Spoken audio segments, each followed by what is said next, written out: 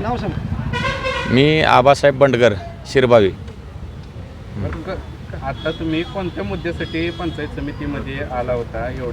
तुमच्या गावातले ग्रामस्थ एवढ्या मोठ्या संख्येने आमच्या गावाचा घरकुलचा सर्वे 497 लोकांचा झालेला होता. त्यापैकी 408 घरकुल मंजूर झाले. ती राहिलेली घरं अजून आलेली नाही ती, त्या संदर्भात एक प्रश्न होता. आणि त्या काळात सर्वे करताना 1 वर्षापूर्वी सर्व्हर डाऊन असणे, फास्ट सर्वे होणे, ह्यामध्ये काही घरं आमची वंचित अजून राहिलेली ती लाभार्थी, आणि त्या लोकांची बी नावं समाविष्ट करण्यात यावी व रिजेक्ट जी नावं झालेली आहे ती काही तर 497 पैकी 408 झाले ती, तर ते बी नावं त्या घरकुलच्या यादीमध्ये समाविष्ट करण्यात यावी. ग्रामसेवकाला सक्तीच्या रजेवर पाठवले? ग्रामसेवकाला सक्तीच्या रजेवर पाठवलेलं नाही. त्यांना फक्त काल त्यांना कोणी असं चेंबरमध्ये बोलवून घेऊन सांगितलं की तो थोड्या दिवस असं रजेवर जा अशा, आणि थोडा प्रशासनाच्या कालावधीसाठी अशासाठी ती गेलेला आहे. आणि त्याची घरगुती बी अडचण आहे. हां, तो येईल कामा येईल. म्हणजे काय त्यापाठी मागे काय कारण असं दबाव होतं काय ग्रामसेवकाला? त्याला थोडा राजकीय दबाव आणते, म्हणजे गावातील एवढे आता लोक तुम्ही बघितले असतील.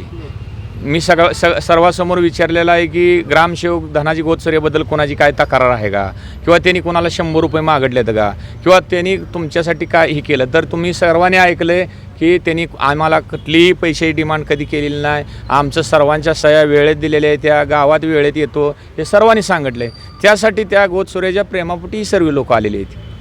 शिरबावी ग्रामपंचायत वारंवार भ्रष्टाचार आरोप होतात, तर काही अनेक आंदोलन बी झाले. हां, शिरबावी ग्रामपंचायतच्या कामकाजाबद्दल मागच्या 15 दिवसापूर्वी तक्रार आली. ते आंदोलन झालं.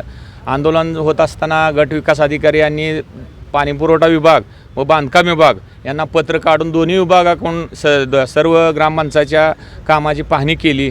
त्या पाहणीमध्ये संबंधित विभागाने गट विकास अधिकारी यांना अहवाल सादर केलेले आहेत. तर त्या कामामध्ये कुठलाही भ्रष्टाचार नाही आणि तथ्य नाही असं आढळून आलं. असा अहवाल दोन्ही विभागांनी दिलेला आहे आणि तो गट विकास अधिकाऱ्यांनी पुढे पाठवला आहे. काम न करता बिले काढली असा आरोप आहे तुमचा? नाही, तो त्यांनी चेक केलं ना. अहवाल चेक करून आता कुठलीही गोष्ट अशी राहिली नाही की काम न करता बिलं काढणे. आमच्या गावात तर तशी प्रथाच नाही. प्रत्येक कामाचं जिओ टॅकिंगचं फोटो आहेत, स्थळदर्शक नकाशा आहेत, त्याची MBA CC आहे आणि डेप्युटी इंजिनियर एक्झिक्युटिव्ह इंजिनियरच्या सह्या आहेत.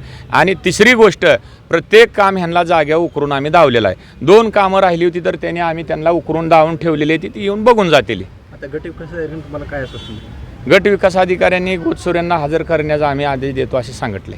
आणि राहिलेली जी घरकुल लाभार्थी आहे ती त्यांना तुम्ही ग्रामसभेमध्ये ठराव करून द्या, आम्ही ते लाभार्थी घेण्याचा आम्ही प्रयत्न करतो, आश्वासन दिले. धन्यवाद.